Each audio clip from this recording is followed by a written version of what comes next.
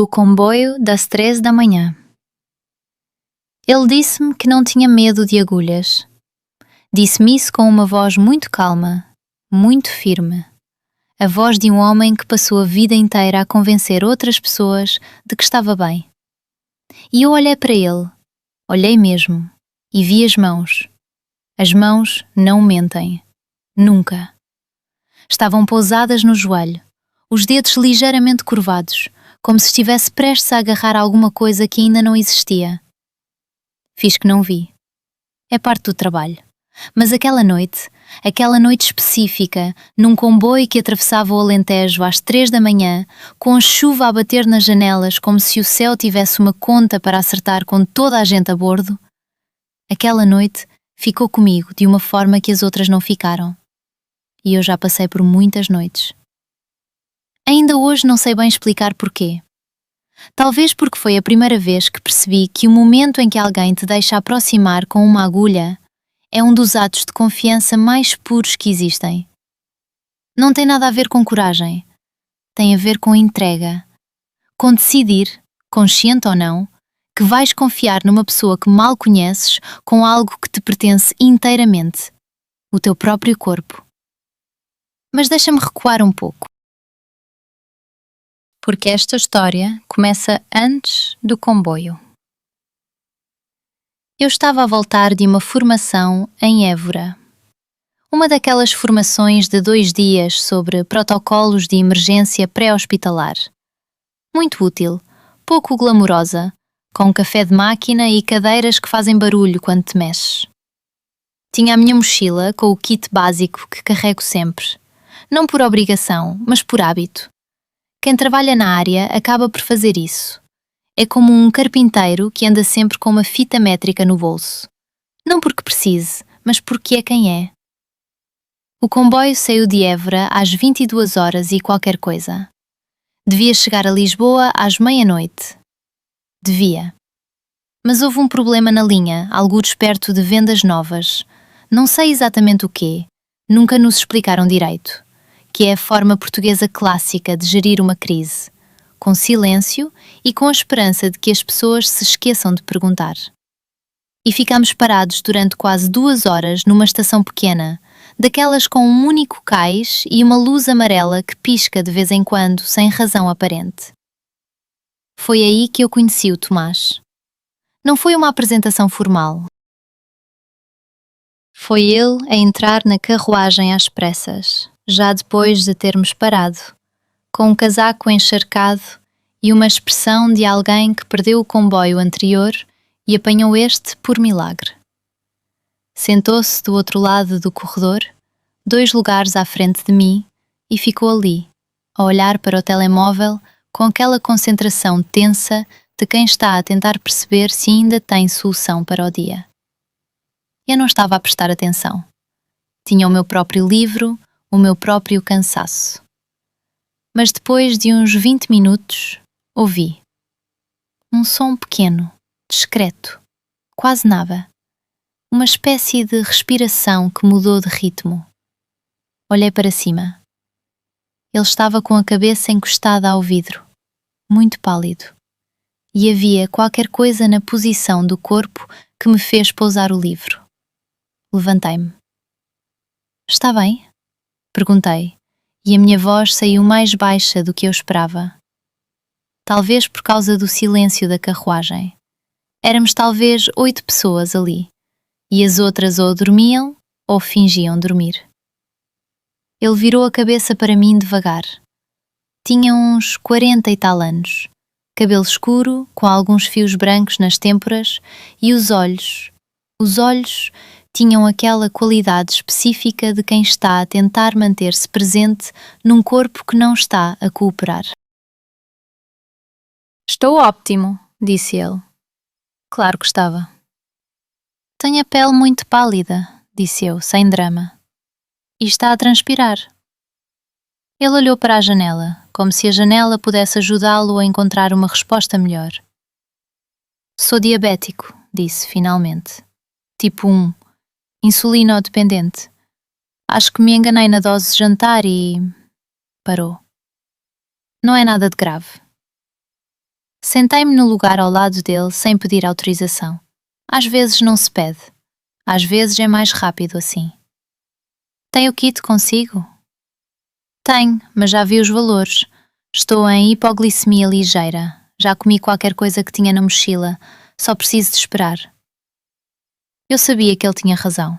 Hipoglicemia ligeira, valores que ainda não eram críticos, alguma coisa no estômago. O protocolo é exatamente esse: aguardar, monitorizar, não entrar em pânico. Mas havia outra coisa. Havia a insulina de ação lenta que ele tinha tomado antes do jantar. E havia o facto de o jantar ter sido, pelas suas próprias palavras, um sandes que comprei na estação e que provavelmente não tinha os hidratos que eu pensava que tinha. Posso ver os valores? Perguntei. Ele mostrou-me o leitor. 72. Baixo, mas não perigoso. Ainda. Tem mais alguma coisa para comer? Não. Abri a minha mochila. Aqui está uma coisa que aprendi cedo. Se és o tipo de pessoa que carrega um kit médico básico em viagem, deves também carregar açúcar. Não porque sejas diabético, mas porque o mundo está cheio de pessoas que são, e o mundo tem uma tendência irritante para se complicar exatamente quando não há farmácias por perto. Eu tinha 3 saquetas de açúcar daquelas de café, 2 pacotes de bolachas de água e sal e uma barra de cereais que já estava a ficar um bocado achatada no fundo da mochila. Pus tudo em cima do lugar vazio à minha esquerda. Ele olhou para aquilo. Depois olhou para mim. Trabalha na área, disse. Não foi uma pergunta. Enfermeira, disse eu. Bem, tecnicamente estou de folga, mas o de folga é uma ficção que a gente inventa para se sentir normal. Ele riu. Foi um riso pequeno, um pouco surpreendido. O tipo de riso que acontece quando alguém diz exatamente aquilo que estavas a pensar, mas não esperavas ouvir. Tomás, disse ele, e estendeu a mão. Mariana.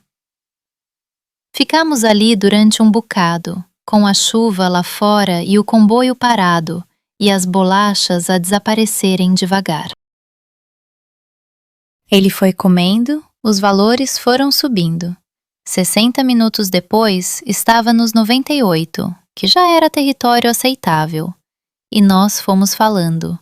Daquelas conversas que só acontecem quando estás preso num lugar com um estranho e não há mais nada para fazer a não ser honesto. Ele era engenheiro, tinha acabado de vir de uma reunião em Évora que tinha corrido mal. Não catastroficamente mal, mas daquele mal que fica a fermentar. E estava a tentar chegar a Lisboa antes de a filha adormecer para lhe poder dar boa noite. A filha tinha 6 anos e tinha uma teoria muito elaborada sobre o que acontecia às estrelas durante o dia, e ele queria ouvir a teoria. Eu achei isso muito bonito, disse-lhe. Ele ficou quieto um segundo, como se não estivesse habituado a que as pessoas dissessem isso diretamente. Tem filhos? Perguntou. Não, tenho pacientes. É diferente.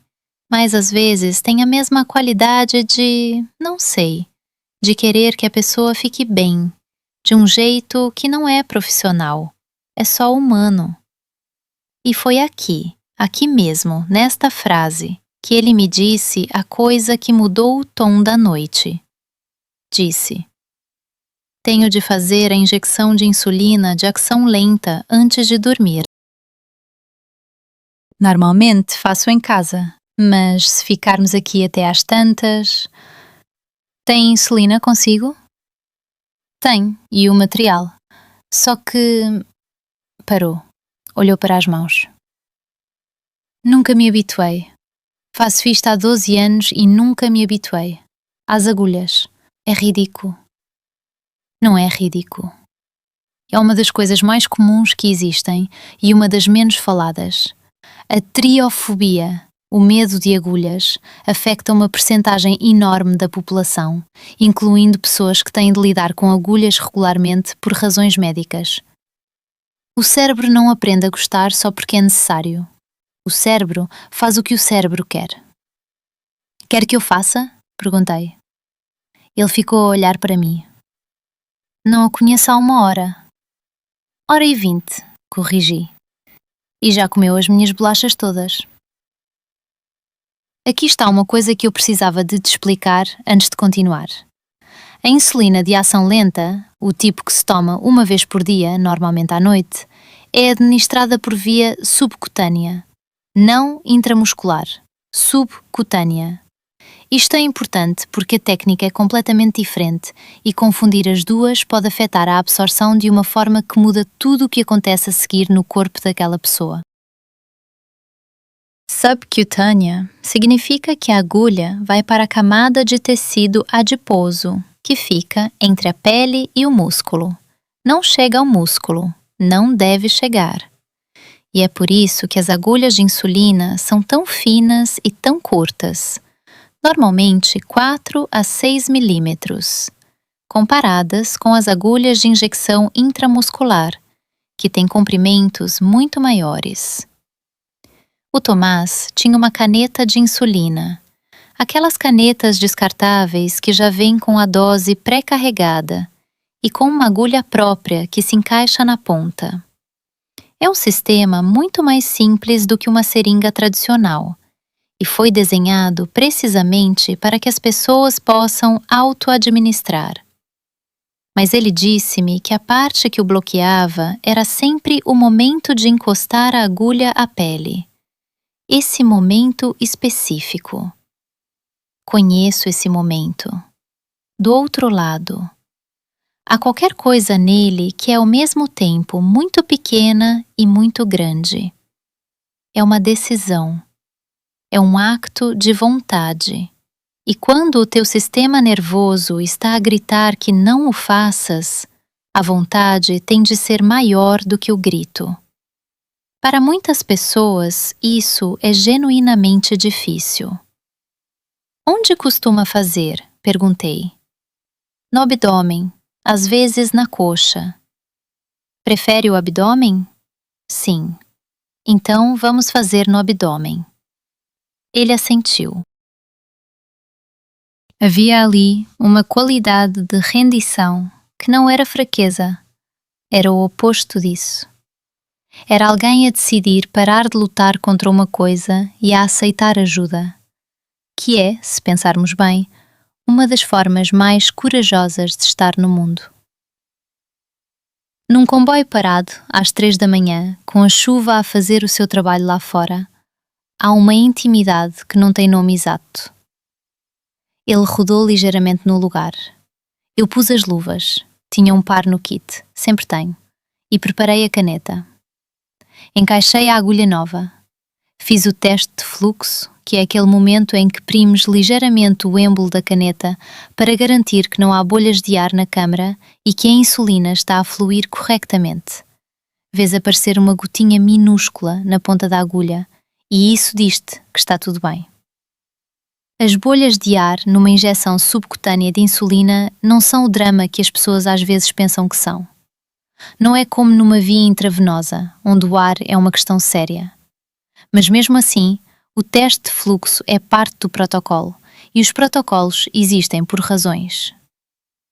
Limpei a zona com uma compressa com álcool. Deixei secar. Isto é um passo que muita gente salta e não devia saltar. Porque se administrares a injeção antes do álcool secar completamente, podes ter uma sensação de ardor desnecessária e, em alguns casos, levar resíduos para dentro da pele. Vai sentir uma picada pequena, disse-lhe. Não mais do que isso. Já sei, disse ele. É só o antes que é difícil. Então não olhe. Ele virou a cabeça para o lado. Para a janela, para a chuva, para as luzes amarelas da estação pequena lá fora. Peguei numa prega de pele com o polegar e o indicador, suavemente, sem apertar, para criar uma pequena elevação de tecido subcutâneo e afastar o músculo. Em pessoas mais magras, isto é especialmente importante, porque a distância entre a pele e o músculo é menor, e sem a prega, corre-se o risco de atingir o músculo sem querer, o que muda a velocidade de absorção da insulina de uma forma indesejável. A agulha entrou num ângulo de 90 graus, perpendicular à pele, não inclinada. Com agulhas curtas de 4 a 6 milímetros, o ângulo de 90 graus é o correto para a maioria dos adultos. Agulhas mais longas, em pessoas muito magras, pedem um ângulo de 45 graus.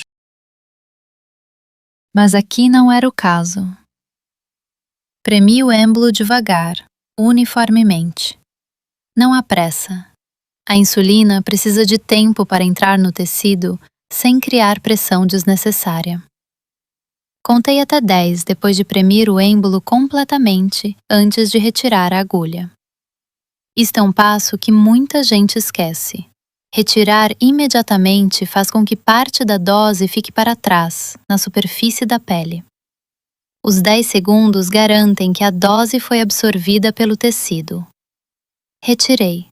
Pus uma compressa seca por cima, sem esfregar, só uma leve pressão. Pronto, disse. Ele virou a cabeça, olhou para o sítio, depois olhou para mim. Foi isso? Foi isso. Ficou quieto um momento. 12 anos, disse. 12 anos e ainda não consigo fazer aquilo sozinho, sem... Não terminou a frase. Sabe o que é engraçado? Disse eu. Os médicos são os piores pacientes do mundo. Os enfermeiros são os segundos piores. Toda a gente que trabalha na área tem aquela coisa em que sabe demasiado para conseguir desligar o cérebro analítico e simplesmente confiar no processo. Você, pelo menos, tem uma razão fisiológica para o medo. Nós não temos desculpa. Ele riu outra vez. Desta vez foi um riso mais aberto. O comboio voltou a andar às 13h20 e tal. Não houve anúncio. Simplesmente começou a mover-se, como se tivesse decidido por conta própria que já tinha descansado o suficiente. Ficámos a falar mais um pouco. Sobre a filha e as estrelas. Sobre Évora e as reuniões que correm mal. Sobre o que uma pessoa carrega numa mochila quando passa a vida a tratar de outras pessoas. Em algum momento, entre Setúbal e o Barreiro, ele adormeceu. A cabeça foi para o lado, devagar. Os ombros desceram.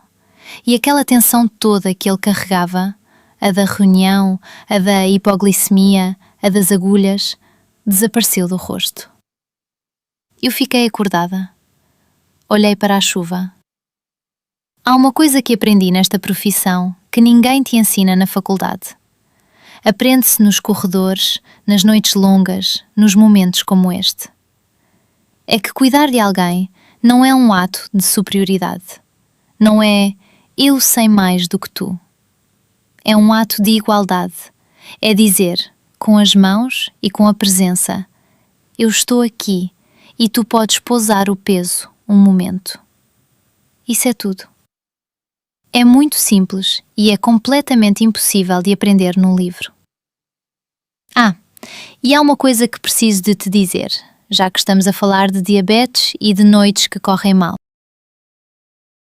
Se alguma vez estiveres com alguém que está em hipoglicemia, valores baixos de açúcar no sangue, e a pessoa ainda estiver consciente e conseguir engolir, a prioridade é dar açúcar de absorção rápida. Sumo de fruta, açúcar puro, gel de glucose se tiveres.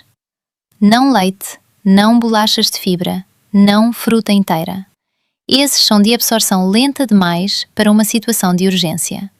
O objetivo é subir os valores rapidamente. 15 gramas de hidratos de carbono de absorção rápida, uma colher de sopa de açúcar dissolvida em água ou um copo pequeno de sumo, e depois esperas 15 minutos e medes outra vez. É a regra dos 15. Simples, fácil de lembrar e funciona. Se a pessoa estiver inconsciente ou não conseguir engolir, não tentes dar nada pela boca. O risco de aspiração é real. Nesse caso, a posição lateral de segurança e o contacto com emergências é o caminho. Mas na maioria dos casos, apanha-se a tempo. E a maioria das pessoas diabéticas sabe exatamente o que está a acontecer. O corpo avisa com bastante antecedência. O problema é quando estão sozinhas ou quando a situação se complica por outras razões. O Tomás sabia. E ainda assim, ter alguém ali fez diferença. Não porque eu tenha feito alguma coisa extraordinária. Fiz bolachas e uma injeção de rotina num comboio parado. Mas estava ali. E às vezes isso é a coisa extraordinária. Chegámos a Lisboa com quase 2 horas de atraso. A estação de Santa Apolónia, às quase 2 da manhã, tem um cheiro específico. Betão úmido e café de algum bar que fecha tarde. E uma luz que não é propriamente fria, mas também não é quente. É uma luz intermédia, daquelas que não te julgam. O Tomás pegou na mochila, pôs o casaco que ainda estava úmido. Obrigado, disse. E depois de uma pausa, não sei bem como é que se agradece uma coisa destas. Não se agradece, disse eu. Passa-se à frente, quando houver oportunidade. Ele assentiu. Havia qualquer coisa no olhar dele naquele momento, uma espécie de reconhecimento, como se tivesse percebido alguma coisa que não sabia que precisava de perceber. Saiu para a plataforma. Eu fui buscar a minha mochila do porta-bagagens. Quando saí do comboio, ele já não estava. A estação tinha engolido-o como engole toda a gente, rapidamente, sem cerimónia. Fui para a casa de metro. Cheguei às 2h30. Fiz chá. Aquele ritual pequeno e absolutamente necessário, que é a única coisa que separa um bom fim de noite de um mau fim de noite. E fiquei sentada na cozinha com o casaco ainda vestido, porque tirar o casaco significava que o dia tinha acabado a sério. Pensei no que ele tinha dito. Sobre 12 anos e ainda não conseguir. Pensei que há coisas que o tempo não resolve. Que há medos que ficam, não porque sejamos fracos, mas porque são a nossa forma de dizer ao mundo que ainda sentimos. Que ainda estamos aqui, que o corpo ainda nos importa o suficiente para o querermos proteger. E pensei que talvez o ato de pedir ajuda, de dizer não consigo fazer isto sozinho, seja uma das formas mais honestas de existir. Não sei se ele chegou a tempo de ouvir a teoria das estrelas, mas gosto de pensar que sim. Há uma última coisa que fica desta noite, e que não é sobre insulina nem sobre agulhas. É sobre o momento antes. O momento em que ele virou a cabeça para a janela e confiou. Naquele momento, eu era uma estranha num comboio. Tinha luvas de látex e bolachas achatadas e um par de anos de prática. Não tinha nada de especial. E mesmo assim, ele virou a cabeça. Há qualquer coisa nesse gesto, tão pequeno, tão completo, que eu não consigo explicar melhor do que isto. É a coisa mais humana que existe. Decidir, confiar. Não porque tem as provas suficientes, mas porque o momento pede. Eu pergunto-me às vezes se somos capazes de fazer isso uns pelos outros com mais frequência. Não em comboios parados na chuva, em todo lado. No dia a dia, quando é menos dramático e talvez por isso mais difícil. Não sei a resposta, mas a pergunta fica. E o comboio continuou.